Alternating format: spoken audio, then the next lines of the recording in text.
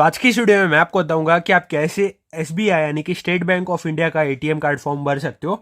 तो अगर आपको भी एसबीआई में अपना एटीएम कार्ड अप्लाई करने के लिए फॉर्म भरना है तो सबसे पहले तो कुछ इस तरीके का फॉर्म मिलेगा, आपको कुछ इस तरीके का फॉर्म भरना पड़ेगा।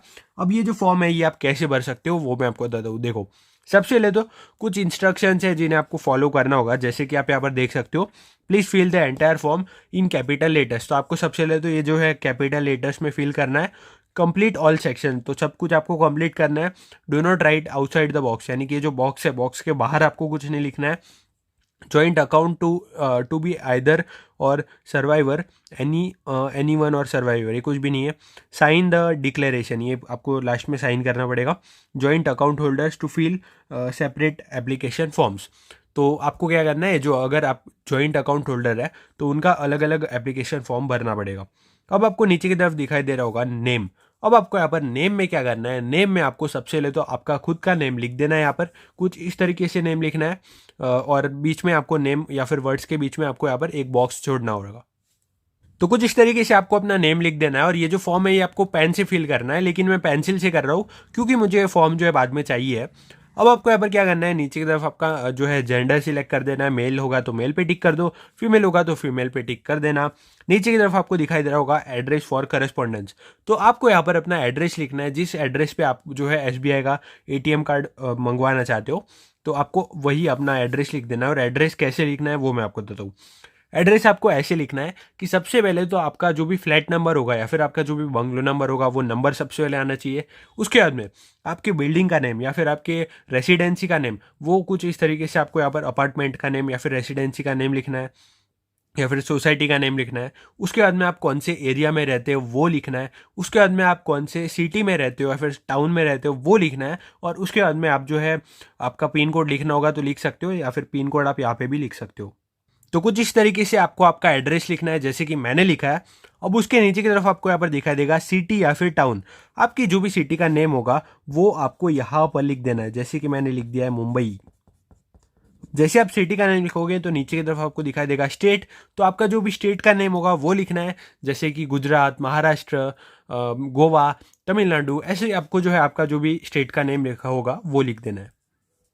जैसे आप अपना स्टेट का नेम लिखोगे तो यहाँ पर आपको दिखाई देगा पिन कोड। अब पिन कोड में आपका जो भी पिन कोड होगा वो लिखना है। पिन कोड अगर आपको नहीं पता होगा तो आप आधार कार्ड वगैरह से आप जो है देख सकते हो। तो हमारा जो पिन कोड है वो है 400063। तो कुछ इस तरीके से आपको पिन कोड लिख देना है। पिन कोड लिखने के बाद आपको यहाँ पर नीचे की तरफ दिखाई देगा टेलीफोन। अब अगर आपके पास टेलीफोन होगा तो फिर आप यहाँ पर टेलीफोन नंबर लिख सकते हो, या फिर आपको अगर आपका मोबाइल नंबर लिखना है तो आप यहाँ पर अपना मोबाइल नंबर लिख सकते हो। फिलहाल के लिए मैंने बस यहाँ पर 1234 लिखा है, लेकिन आपको यहाँ पर प्रॉपरली आपका जो भी मोबाइल नंबर होगा वो लिखना है। मोबाइल नंबर लिखने के बाद नीचे की तरफ अगर आपको ईमेल आईडी लिखनी होगी तो फिर आप लिख सकते हो, नहीं लिखोगे तो भी चलेगा। यहाँ पर भी आपको कुछ करने की ज़रूरत नहीं है। नीचे की तरफ आपको दिखाई देगा my accounts on which I require ATM services. तो आपको आपके जो भी अकाउंट्स होंगे उनमें जो भी अकाउंट्स या फिर अकाउंट होगा जिनमें आपको एटीएम सर्विस चाहिए होगी वो आपको यहाँ पर देख लेना है। देखो, यहाँ पर है primary account, secondary account. Primary account में जनरली एक ही अकाउंट होता है लोगों का, ओके। अब आपको यहाँ पर क्या करना है, देखो अभी अगर आपका अकाउंट है वो करंट अकाउंट है तो फिर आपको करंट अकाउंट में टिक करना है। अगर आपका सेविंग्स अकाउंट है तो आपको यहाँ पर सेविंग्स अकाउंट में टिक करना होगा, ओके। अब आपको यहाँ पर दिखाई दे रहा होगा ब्रांच। अब आपको यहाँ पर ब्रांच में क्या करना है, जिस भी ब्रांच में आपका अकाउंट है उस ब्रांच का नेम आपको यहाँ पर लिख देना है। सपोज जो है जैसे होता है एमजी रोड, गोरेगांव, ऐसे ब्रांच का नेम होता है। तो आपकी जो भी ब्रांच का नेम होगा ना वो आपको ब्रांच का नेम लिख देना है। और अगर आपको नहीं पता होगा तो फिर आप जो है आपके बैंक के पासबुक में भी देख सकते हो। तो यहाँ पर मैंने अपना ब्रांच का नेम लिख दिया है। नीचे की तरफ आपको दिखाई दे रहा होगा सेकेंडरी अकाउंट।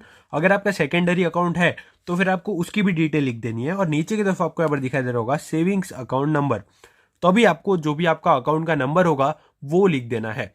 तो यहाँ पर आपका अकाउंट नंबर लिख देना है और अकाउंट नंबर भी ऐसे लिखना है कि एक एक डिजिट जो है वो एक एक बॉक्स में ही आना चाहिए और बॉक्स के बाहर कुछ भी नहीं जाना चाहिए।